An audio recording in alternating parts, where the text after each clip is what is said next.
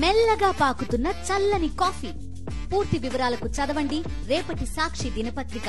వైఎస్ఆర్ కాంగ్రెస్ పార్టీకి సంబంధించి పార్టీ మీద అపారమైన నమ్మకం, అపారమైన ప్రేమ రెండింటినీ కలిగి ఉండి వైఎస్ఆర్ పార్టీకి అన్ని రకాలుగా కష్టకాలంలో కూడా తోడుగా నిలబడేందుకు మనస్ఫూర్తిగా వచ్చినందుకు ప్రతి అక్క చెల్లెమ్మకు, ప్రతి సోదరుడికి, స్నేహితుడికి హృదయపూర్వకంగా కృతజ్ఞతలు తెలుపుకుంటా ఉన్నాను.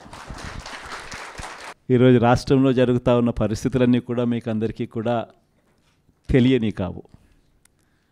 రాష్ట్రంలో జరుగుతూ ఉన్న దారుణమైన పరిస్థితులు ఎలాగున్నాయి అంటే ఇంతకుముందు ఎప్పుడు జరగల. అసలు మనం అధికారంలో ఉన్నప్పుడు ఏ రోజు ఎంకరేజ్ చేయాల.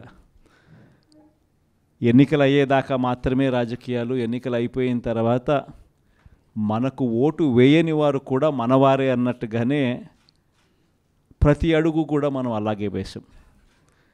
ఏ స్థాయిలో అలా అడుగులు వేసాము అని అంటే ఏకంగా మనకు ఓటు వేయని వారిని సైతం కూడా వెతుక్కుంటూ వెళ్ళి డోర్ డెలివరీ చేస్తూ ప్రతి పథకం కూడా అమలు చేసాం. ఆ స్థాయిలో మంచి చేసే ప్రతి కార్యక్రమానికి శ్రీకారం చుట్టాం. ఎక్కడా కూడా డిస్క్రిమినేషన్ అనేది ఉండకూడదు, ఎక్కడా కూడా కరప్షన్ అనేది ఉండకూడదు అనే ముఖ్యమైన ఉద్దేశాలతో అడుగులు పడ్డాయి. ఎక్కడా కూడా మనకు ఓటు వేశాడా, ఓటు వేయలేదా, నీ కులం ఏమిటి, నీ మతం ఏమిటి, నీ రాజకీయ అఫిలియేషన్ ఏమిటి అని చెప్పి ఇటువంటి ఏవి కూడా ఎప్పుడు కూడా ప్రస్తావనలకు కూడా రాకుండా అడుగులు వేశాం.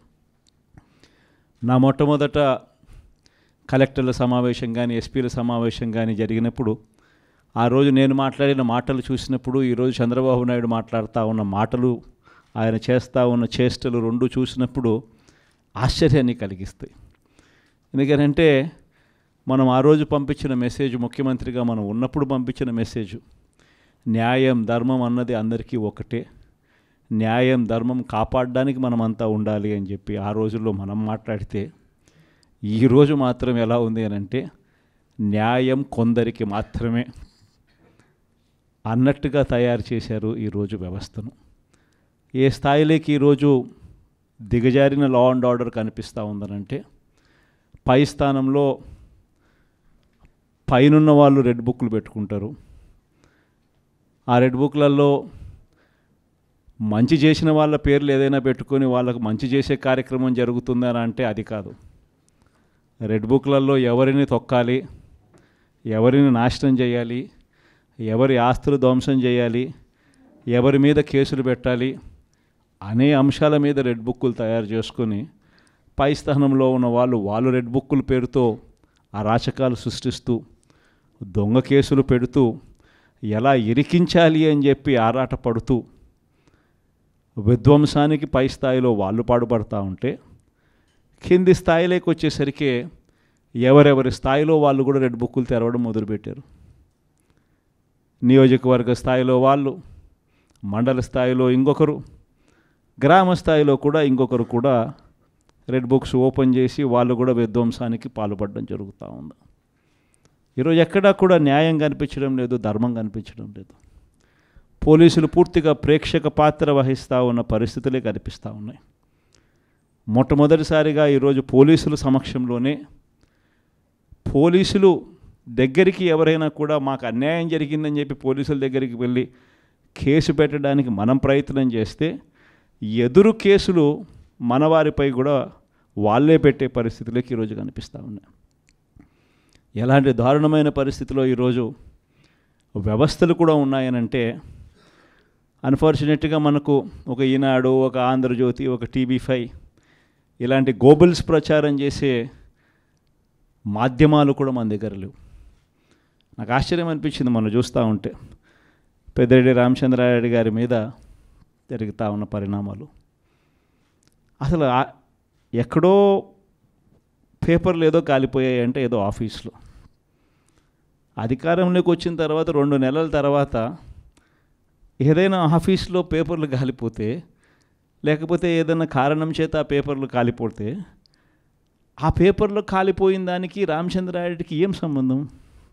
ఎవరు అధికారంలో ఉన్నారు, ఎవరి గవర్నమెంట్లో ఉన్నారు, అందులో ఒక చోట పేపర్లు కాలిపోతే కింద ఆఫీసులలో పేపర్లు దొరుకుతాయి, పైన కలెక్టర్ల ఆఫీసులలోనూ పేపర్లు దొరుకుతాయి, ఆర్డీఓ ఆఫీసులలో పేపర్లో కాలిపోతాయి, ఎంఆర్ఓ ఆఫీసులలో పేపర్లు దొరుకుతాయి, ఎంఆర్ఓ ఆఫీస్లో దొరుకుతాయి, పైన కలెక్టర్ల ఆఫీసులో దొరుకుతాయి, పైన దాంతకన్నా పైన హెచ్ఓడి ఆఫీసులలో కూడా దొరుకుతాయి.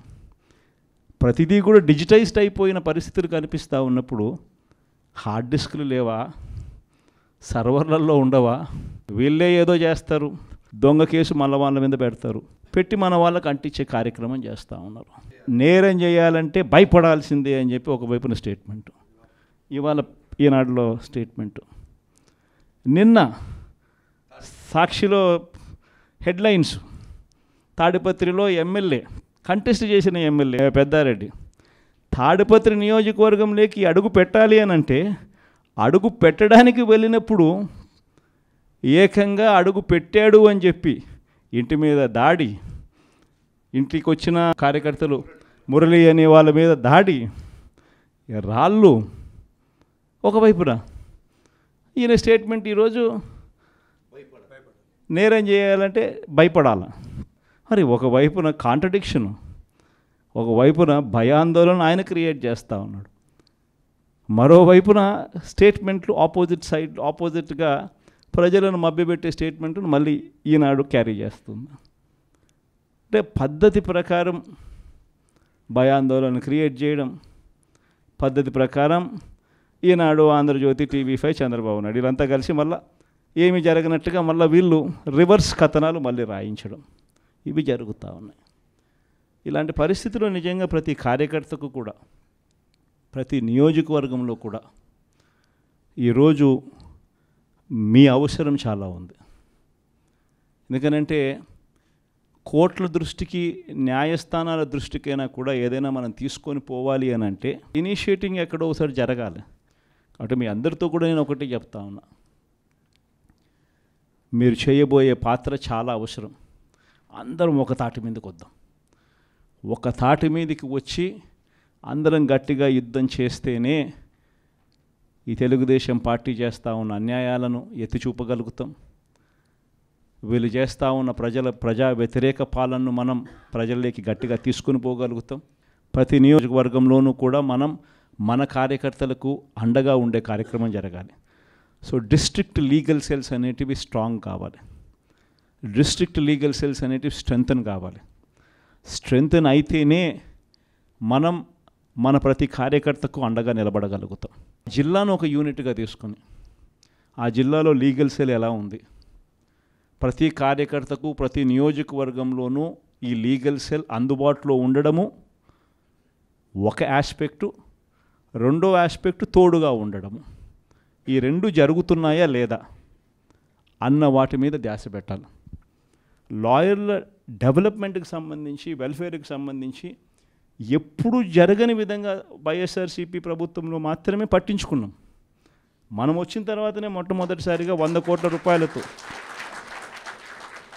కోట్ల రూపాయలతో కార్పస్ ఫండ్ ఏర్పాటు చేసింది ఒక వైఎస్ఆర్సీపీ ప్రభుత్వం వచ్చిన తర్వాతనే. అంతకుముందు ఎవరూ కూడా లాయర్ల గురించి మాట్లాడారే తప్ప లాయర్ల వెల్ఫేర్ గురించి పట్టించుకున్న పార్టీ ఇంతకుముందు గతంలో ఏదీ లేదు. ఒక్క వైఎస్ఆర్ కాంగ్రెస్ పార్టీ మాత్రమే పట్టించుకుంది. 100 కోట్ల కార్పస్ ఫండ్ క్రియేట్ చేశాం. కార్పస్ ఫండ్కు సంబంధం లేకుండా కొత్తగా వృత్తిలోకి వచ్చే లాయర్లు 3 ఏళ్ల పాటు వాళ్ళ వృత్తిలో వాళ్ళు స్టెబిలైజ్ అయ్యేదానికి వాళ్ళకు కూడా అండగా ఉంటూ, వాళ్ళకు కూడా 6 నెలలకు ఒకసారి 30,000 రూపాయలు ఇచ్చే కార్యక్రమం, ప్రతి నెల 5,000తో లెక్కేసి మనం వచ్చిన తర్వాతనే ఈ ఇనిషియేటివ్స్ జరిగినాయి. ఇంతకుముందు ఎప్పుడూ జరగల. మనం కూడా యంగ్ పార్టీయే, మనం కూడా లీడర్ దగ్గర నుంచి మీ వరకు కూడా అందరు కూడా యంగ్స్టర్సే. మనం కూడా ఇంకా ఎదగాల్సింది చాలా ఉంది. కొన్ని ఇంకా సంస్కరణలు, ఇంకా కొంచెం రిఫార్మ్స్, కొన్ని ఇంకా మంచి పాఠాలు ఎక్కడైనా కూడా మనం నేర్చుకోవాల్సినట్టు ఏదైనా ఉంటే కూడా తీసుకుని అవి కూడా మనం అలవాటు చేసుకొని ఇవన్నీ కూడా మార్పులు చేసుకుంటూ ఇంకా కొంత మనం ఆర్గనైజేషన్ మీద ఫోకస్ పెట్టి ఇంకా కొంత దగ్గరగా వెళ్ళే కార్యక్రమం చేద్దాం. ప్రజలకు, నాయకులకు, జిల్లాలో ఉన్న ప్రజలకు, జిల్లాలో ఉన్న నాయకులకు, జిల్లాలో ఆర్గనైజేషన్ పెరిగేట్టుగా అడుగులు వేయాల్సిన అవసరం ఉంది.